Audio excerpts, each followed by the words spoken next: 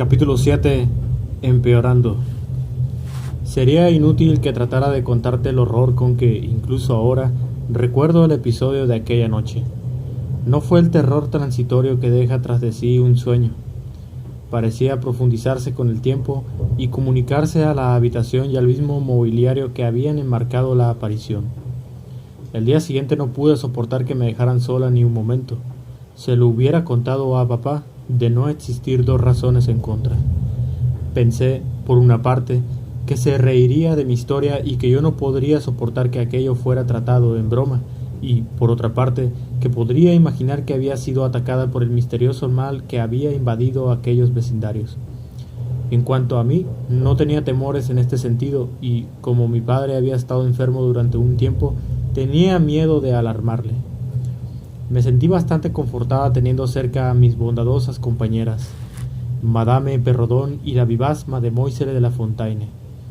Ambas se dieron cuenta de que yo estaba agitada y nerviosa, y, finalmente, les conté lo que tanto pesaba en mi espíritu. Mademoiselle se rió, pero creí percibir que Madame Perrodon parecía inquieta.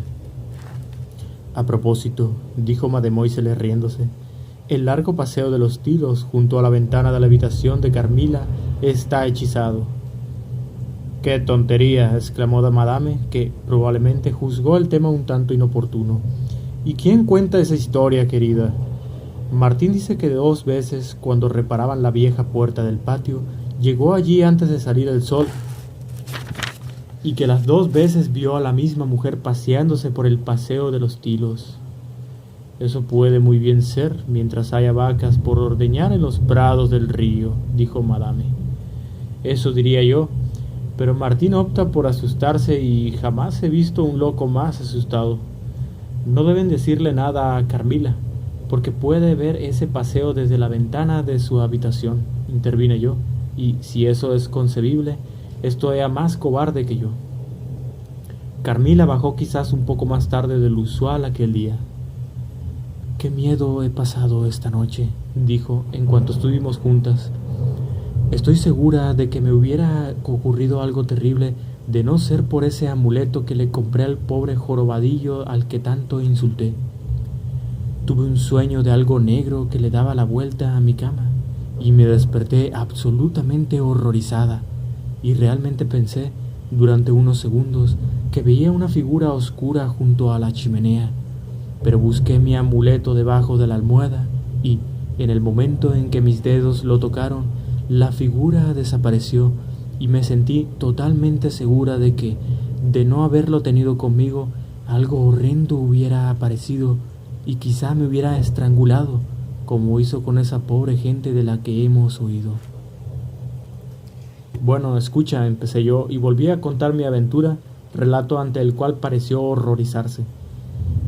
«¿Y tenías el amuleto junto a ti?», preguntó con inquietud. «No, lo había metido en un jarrón de porcelana en el saloncito, pero, desde luego, esta noche lo tendré conmigo, puesto que tú tienes tanta fe en él». A esta distancia en el tiempo no sabría decirte, ni siquiera comprender cómo superé mi horror tan eficazmente como para acostarme sola aquella noche en mi habitación. Recuerdo distintamente que prendí el amuleto de mi almohada con un alfiler. Me quedé dormida casi inmediatamente y dormí toda la noche, incluso más profundamente de lo habitual. También pasé bien la noche siguiente. Mi dormir era deliciosamente profundo y sin sueños, pero me desperté con una sensación de lasitud y melancolía que, sin embargo, no excedía un nivel en que resultaba casi voluptuosa.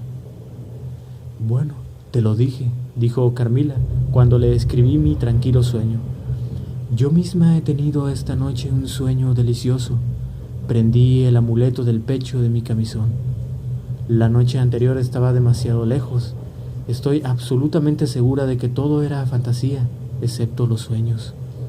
Yo pensaba antes que los malos espíritus hacen soñar, pero nuestro médico me dijo que no es cierto. Es tan solo que pasa una fiebre o cualquier otra enfermedad, cosa que sucede a menudo, según él dice, y llama a la puerta y, al no poder entrar, sigue adelante, dejando detrás esa alarma». «¿Y qué piensas que es ese amuleto?», pregunté. Ha sido ahumado o sumergido en cierta droga y es un antídoto contra la malaria, respondió ella. Entonces, ¿actúa tan solo sobre el cuerpo? Claro, ¿no supondrás que los malos espíritus se asustan de unos trocitos de cinta o de los perfumes de la tienda del droguista? No, esos males que vagan por el aire empiezan por poner a prueba los nervios y de este modo infectan el cerebro. Pero antes de que se apoderen de una, el antídoto los repele. Estoy segura de que esto lo que ha hecho por nosotras el amuleto. No es nada mágico, tan solo natural. Yo hubiera sido más feliz si hubiera podido estar completamente de acuerdo con Carmila, pero hice cuanto pude y la impresión estaba perdiendo parte de su fuerza. Dormí profundamente durante algunas noches, pero cada mañana sentía la misma lasitud y todo el día pesaba sobre mí una languidez. Me sentía una muchacha cambiada. Se deslizaba en mí una extraña melancolía, una melancolía que no hubiera querido interrumpir. Empezaron a abrírseme confusos pensamientos de muerte y cierta idea de que estaba decayendo lentamente tomó posesión de mí de un modo suave y de algún modo no desagradable. Aun siendo triste, el tono mental que esto provocaba era también dulce. Fuera lo que fuera, mi alma lo aceptaba. No admití estar enferma, no consentí en decirle nada a mi papá ni en mandar a buscar al médico. Carmila sentía por mí más devoción que nunca y sus extraños paroxismos de lánguida adoración se hicieron más frecuentes. Me acariciaba con ardor creciente a medida que mi fuerza y mis ánimos se desvanecían. Eso me producía siempre una impresión semejante a un destello de locura. Estaba yo entonces, sin saberlo, en un grado notablemente avanzado de la más extraña enfermedad que ningún mortal haya sufrido jamás. Había en sus primeros síntomas una inexpresable fascinación que me reconciliaba más que de sobra con el efecto incapacitador de esa etapa de la enfermedad. Aquella fascinación aumentó durante un tiempo hasta alcanzar cierto punto a partir del cual se mezcló en ella, gradualmente, una sensación de lo horrible que fue profundizándose, como verás, hasta descolorir y pervertir todos los aspectos de mi vida. El primer cambio que experimenté era más bien agradable. Se produjo muy cerca del punto de inflexión en que empezaba el descenso hacia el averno. Me visitaban durante el sueño ciertas sensaciones difusas y extrañas. La que prevalecía era la de ese desagradable estremecimiento peculiar que sentimos al bañarnos, moviéndonos contra la corriente de un río. Pronto se vio acompañada por sueños que parecían interminables y que eran tan vagos que nunca podía recordar sus escenarios y personajes ni ninguna porción coherente de su acción. Pero me dejaban una impresión terrible y una sensación de agotamiento, como si hubiera atravesado un largo periodo de grandes esfuerzos mentales y peligros.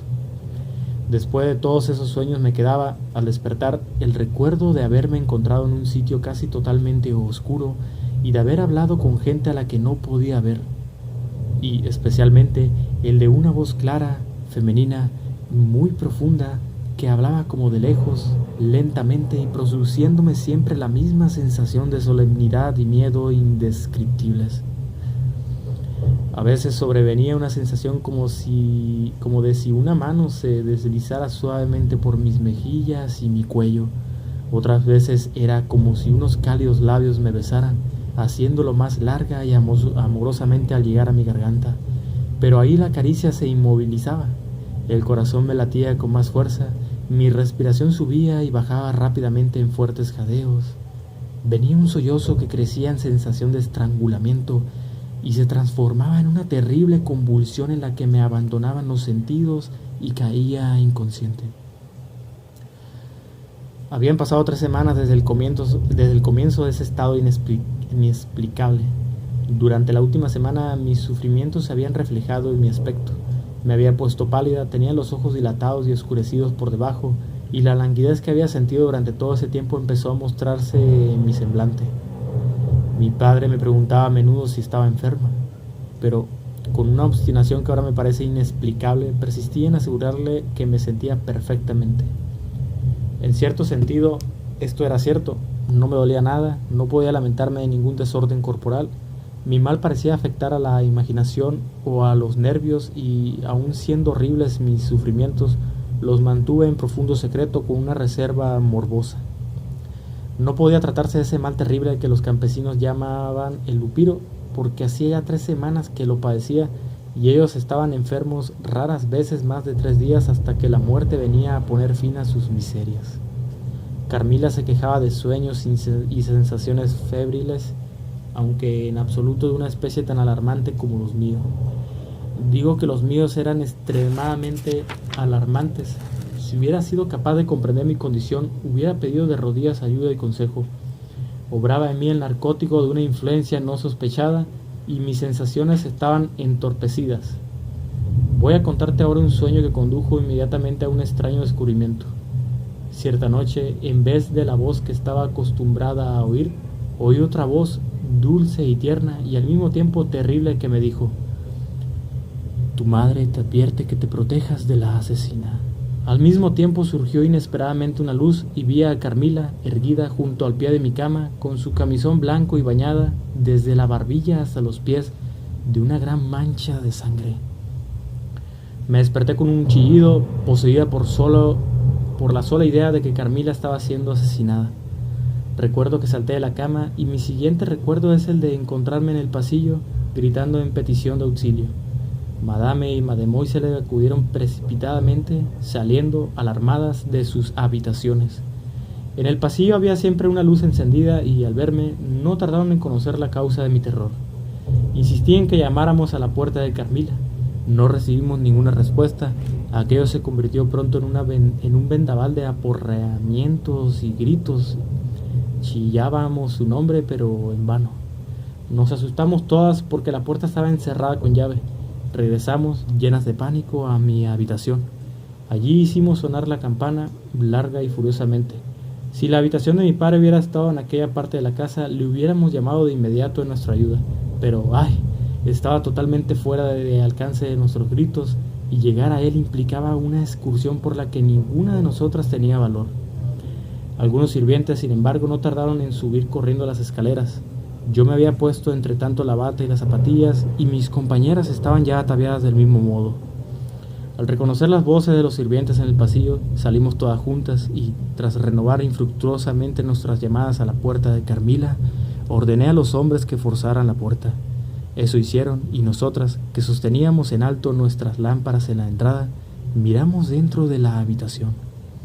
La llamamos por su nombre, pero seguía sin haber respuesta.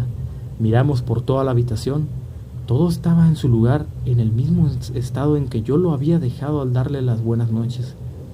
Pero Carmila había desaparecido.